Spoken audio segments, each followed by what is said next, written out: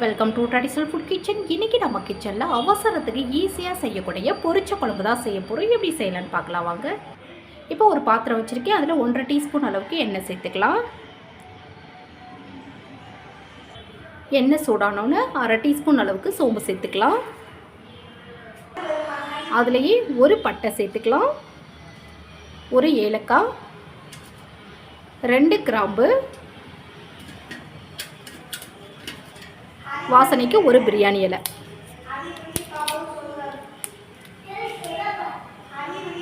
இப்போ இதிலேயே பொடியாக நறுக்கிட்ட வெங்காயம் சேர்த்துக்கலாம். வெங்காயம் கொஞ்சம் செவந்து வந்தால் போதும். ஸோ நல்லா இந்த மாதிரி கொஞ்சம் ஒரு 2 நிமிஷம் வதக்கி விட்டுக்கலாம். கொஞ்சம் கருவேப்பிலை சேர்த்துக்கலாம். ஒரு 10-15 பல் பூண்டு சேர்த்துக்கலாம். இது எல்லாத்தையும் சேர்த்து நல்லா வதக்கி விட்டுக்கலாம். ரொம்ப நேரம் வதக்கணும் அப்படின்ற அவசியம் இல்லை. அடுத்ததான் 2 பழமான தக்காளி சேர்த்துக்கலாம். இதையும் இதோட சேர்த்து வதக்கி விட்டுடலாம்.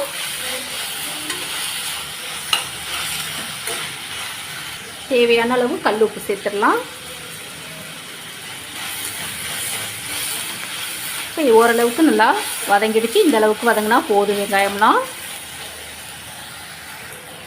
இப்போ இந்த பொரிச்ச குழம்புக்கு நம்ம கத்திரிக்காய், உருளைக்கிழங்கு, முருங்கைக்காய் சேர்த்து தான் செய்ய போகிறோம். ஃபஸ்ட்டு நம்ம கத்திரிக்காய் சேர்த்துக்கலாம்.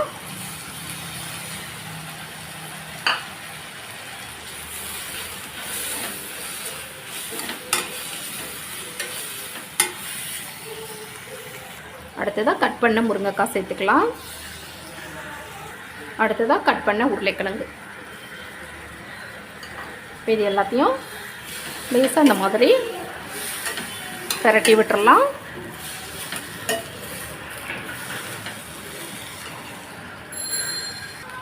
இப்போ இதிலையே ஒரு 3 டேபிள் ஸ்பூன் அளவுக்கு குழம்புத்தூள் அல்லது சாம்பார் பொடி சேர்த்துக்கோங்க.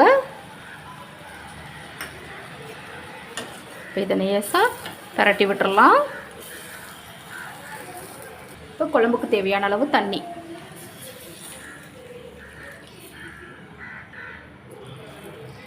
இதை நல்லா கலந்து விட்டுறலாம்.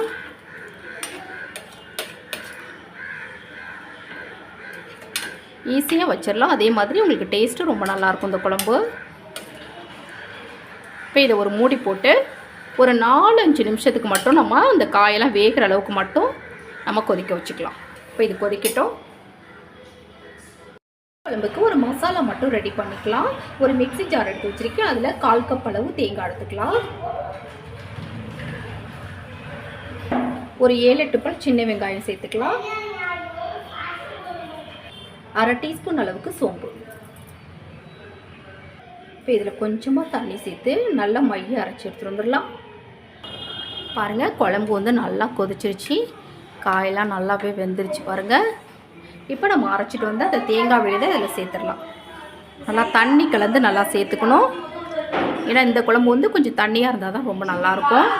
இப்போ இதை நல்லா கலந்து விட்டுறலாம்.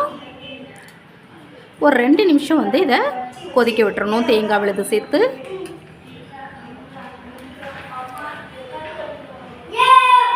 பாருங்கள், தேங்காய் விழுது சேர்த்து குழம்பு நல்லா கொதிக்குது. இந்த அளவுக்கு கொதிச்சா போதும். இப்போ இதில் நறுக்கிய கொத்தமல்லி சேர்த்துக்கலாம்.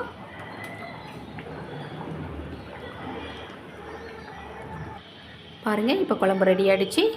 வேறு பாத்திரத்துக்கு மாற்றிக்கலாம்.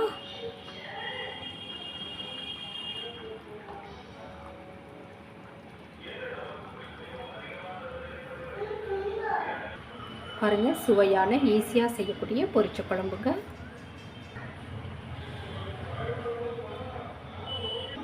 அவசரத்துக்கு இந்த மாதிரி பொரிச்ச குழம்பு செய்யுங்க. ரொம்ப டேஸ்டியாக இருக்கும். சூடான சாதத்தில் இதை சேர்த்து சாப்பிடும்போது அவ்வளோ சூப்பராக இருக்கும். இதுக்கு வந்து நம்ம சைடிஷாக அப்பளம் மட்டும் வச்சாலே போதுங்க. ரொம்ப சூப்பராக இருக்கும்.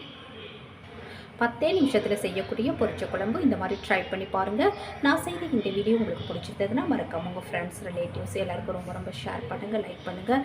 நம்ம சேனலை மறக்காமல் சப்ஸ்கிரைப் பண்ணி சப்போர்ட் பண்ணுங்கள் ஃப்ரெண்ட்ஸ். தேங்க்யூ.